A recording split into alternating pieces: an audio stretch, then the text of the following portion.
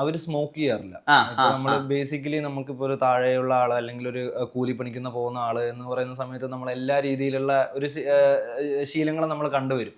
പക്ഷെ ഇവരെ പോലുള്ള ആൾക്കാർക്ക് സ്മോക്കിംഗ് എന്ന് പറയുന്നത് ഒരു തീരെ ഒരു അതായത് ഒരു യൂത്ത് ആയിട്ടുള്ള ആളാണെങ്കിലും ഇത്തിരി പ്രായമായ ആളാണെങ്കിലും അവരത് ചെയ്യാറില്ല. കാരണം അവരുടെ സ്റ്റാമിന അത് ബാധിക്കുന്നുണ്ട്.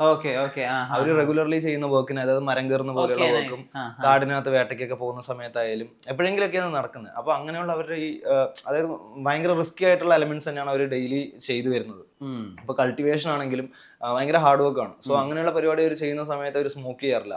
ഇതേപോലെ തന്നെ ഞാനൊരു ഷോർട്ട് ഫിലിം ചെയ്യുന്ന സമയത്ത് ഒരു മീനവനായിട്ട് ഞാൻ തമിഴിൽ അഭിനയിച്ചിട്ടുണ്ടായിരുന്നു, മീൻപിടുത്തക്കാരായിട്ട്.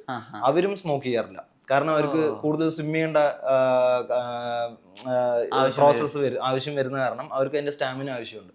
സോ നമ്മൾ എവിടെ പോയാലും ഇങ്ങനെയുള്ള ആൾക്കാർ ചിലപ്പോൾ 2 വീഡിയോ എടുത്ത് കത്തിക്കും എന്നുള്ള ഒരു രീതിയല്ല.